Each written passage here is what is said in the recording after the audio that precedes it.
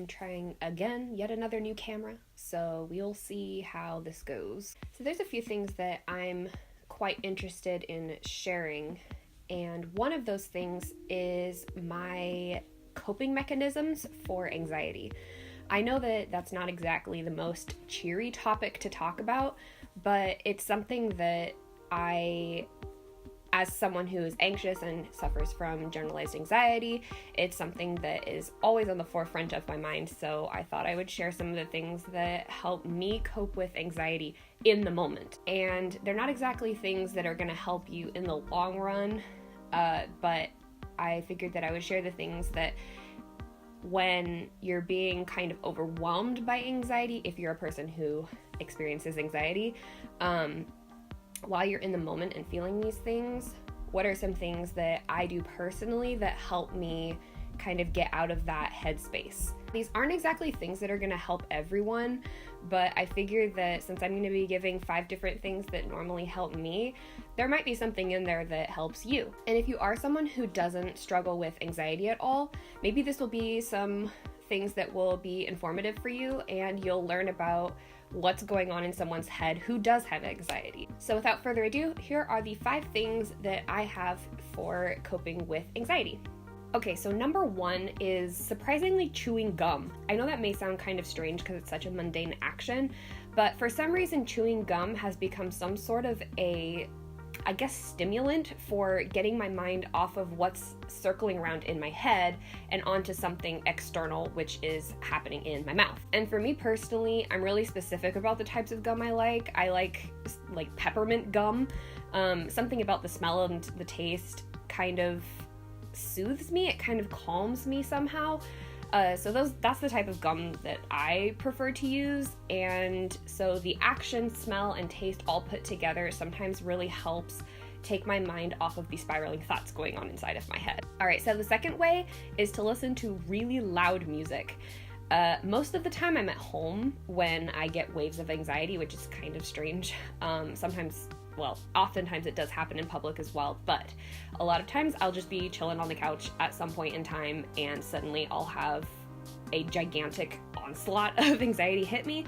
So what I'll do is just take my earbuds, put them in, and blast something that it can have lyrics, but sometimes it really helps to have no lyrics and have that sound just wash over me. What I do is I put my earbuds in, close my eyes, and concentrate on breathing.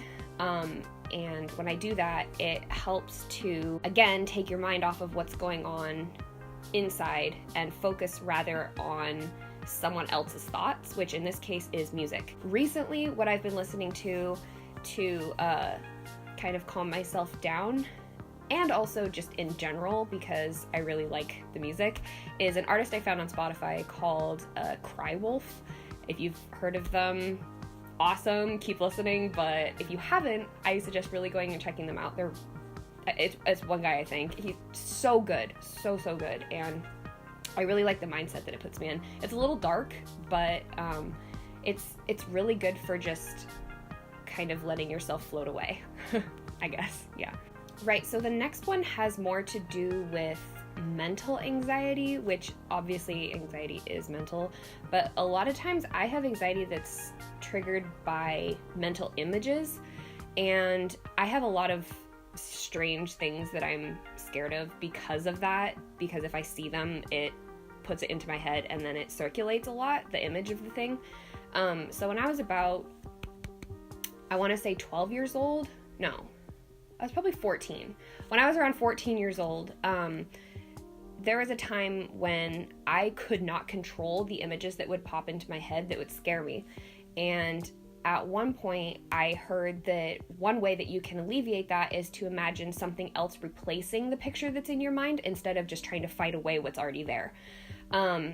So something that I came up with was it's really, I guess it's kind of strange, but I imagine a butterfly, okay? Stay with me.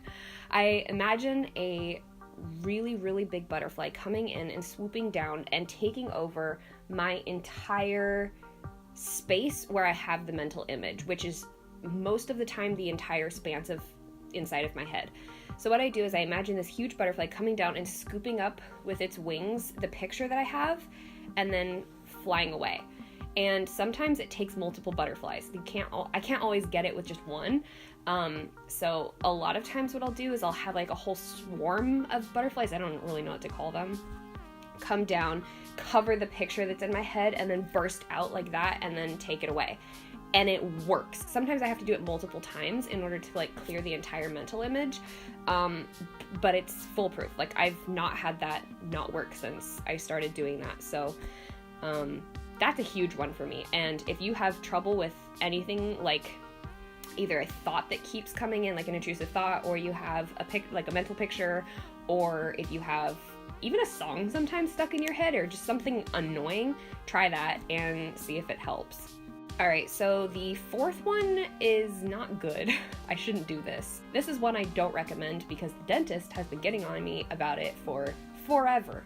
I chew the insides of my mouth and my tongue and my lips, and it's really bad, and they said that it can technically lead to mouth cancer if you're not careful, which is just fabulous, but it's a habit I've had since I was a child to cope with all the anxiety, and even now it's just a mindless act that I do if I'm bored or if I'm upset or if I'm anxious.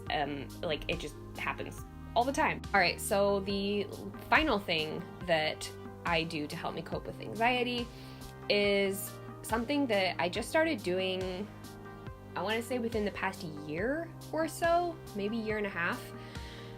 I struggle really badly going to sleep, and part of that is due to just racing thoughts, and part of it is due to being worried about tomorrow. For so long, struggled to find a way to help me fall asleep. And, you know, people would be like, oh, count sheep, or do yoga, or exercise, or drink water. I don't know. The thing that I found that surprisingly really helps me, and I think it's mostly because it helps get my mind off the racing thoughts, and I guess it's a form of meditation. I don't really know. I'm not great at meditating. But it's to say the alphabet backwards. CYXWVUTSRQPONNLKJIHGFE. It doesn't take quite enough concentration to say it frontwards for me, so saying it backwards has somehow made it so that when I do that, it tells me to calm down and to focus on the saying it backwards over and over and over again repetitively, so that what happens is, instead of thinking about the racing thoughts that I've got going on, I'm concentrating on saying each letter of the alphabet as clearly as possible and doing it enough times to where I guess I just get sleepy and finally fall asleep. The other thing is that because I've kind of trained my body to understand, or to recognize the connection between saying the alphabet backwards and being calm and falling asleep, I've actually started doing the saying it backwards in my head when I'm in stressful situations, or like before a presentation, or when I'm supposed to meet new people. If I start doing the repetitive saying the alphabet backwards to myself, it actually starts to calm me down the same way that it helps me start to fall asleep. Which is kind of awesome. I didn't realize there was going to be crossover with that sort of thing in my everyday life. Those were some of the things that I do to cope with anxiety. There are several other things, but those are the ones that kind of come to the forefront of my mind right off the bat. A lot of times what happens when you've got some sort of, I don't like calling it mental illness, superpower. I'm gonna go with superpower.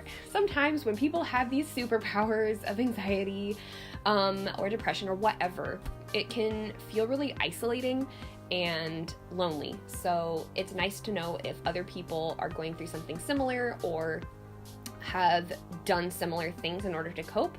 So yeah, let me know if you have any of those things. I don't know what to say anymore. If you liked this video, don't forget to give it a like and subscribe down below. Oh, also let me know if you like this film setup. Again, I'm trying to switch things up. This time I'm using my DSLR that I've never really used because I don't know how, but I'm trying. The lighting, again, let me know. It's a little less harsh than it's been before, but I don't know if it's too dark now. So Also, the angle is different, so let me know if this is too close. Am I too close to your face? I am sorry if that is true. Also, if it's blurry, like I said before, I don't have a viewfinder, so yeah, I am just hoping for the best that this turns out okay. So yeah, that's all I have for you, so I'll see you next time. Bye!